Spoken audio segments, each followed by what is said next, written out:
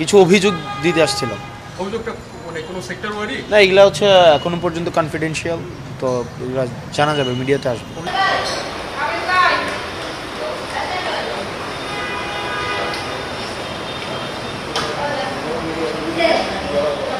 কথা বলার মতো কি কোনো সাবজেক্ট আছে সেটা একটু বলুন। না, আমরা কিছু খামাখা জোর করার থেকে অভিযোগ দিতে আসছিলাম। একটা অভিযোগ দেওয়ার জন্য। অভিযোগটা কি কাদের বিরুদ্ধে? দুদকের রেসপন্সটা কেমন ছিল? কিছু অভিযোগ জানাইতে আসছিলাম, কিছু অভিযোগ দিতে আসছিলাম। অভিযোগটা মানে কোনো সেক্টর ওয়ারি? না, এগুলা হচ্ছে এখনো পর্যন্ত কনফিডেন্সিয়াল, তো এগুলা জানা যাবে, মিডিয়াতে আসবে। অভিযোগ কি কোনো ব্যক্তি নিয়ে নাকি দুদকের বিরুদ্ধে সরাসরি?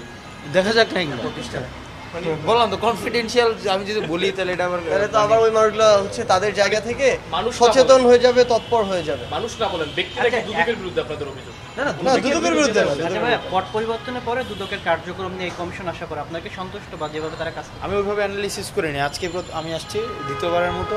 আমি কিছু অভিযোগ নিয়ে আসছিলাম, তো অভিযোগ আমার রিসিভ করছে অভিযোগ। এখন ফিডব্যাকটা আর আমি বলতে পারি না, সেটা হচ্ছে দেখি কী হয়, বাট অভিযোগ রিসিভ করছে প্রপারলি।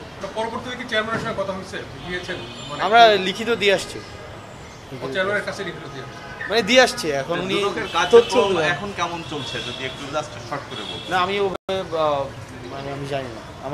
আমার যেহেতু আমি একজন এখন অভিযোগ দিয়েছি, আমি এটার ফলো আপ করবো, ফিডব্যাক নেব, তারপরে আমি সেটা বুঝতে পারবো।